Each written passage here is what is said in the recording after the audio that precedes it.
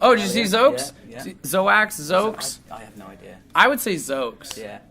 I actually forced them to change their name when we were on tour with them before. They were called Hoax. And I was like, there's a really good hardcore band from the States called Hoax. And they were like, yeah, we know. And I was like, no, you guys have to change their name. So then at the end of the tour, they changed their name, and I was like, tight. It stands out. It's a good name. Yeah, I think Zoax is an awesome name. I think that band's great, too. Our first ever tour was with Cancer Bats.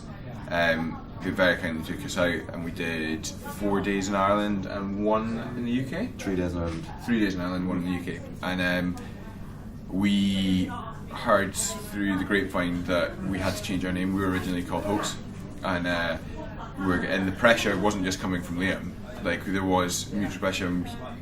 Those guys have been doing it for a long time, and they're so much more experienced than we are, that it'd be stupid not to listen to him. He gave us really, really good advice about it, and we were in the Stiff Kitten in Dublin. Belfast. I'm going to get absolutely murdered for that. And he was like, you boys have got to do it, you've got to change the name, and like laid out why, and put like quite a few different scenarios and explained it all really clearly.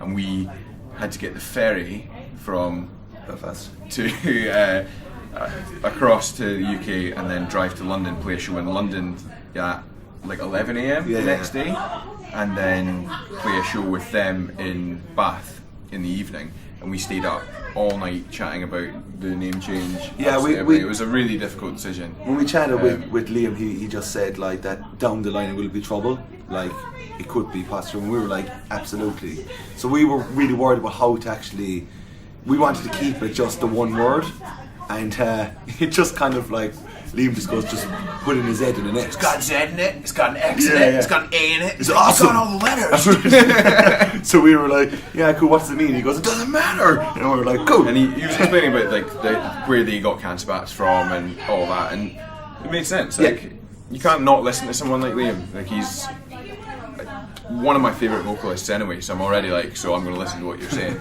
I love Cancer Bats, so I'm already going to be like, listen to what you're saying. And then they play like 300 shows a year. They know what they're talking about. They're fully there as a band. They're developed, incredibly talented band, and so we all like to Liam basically.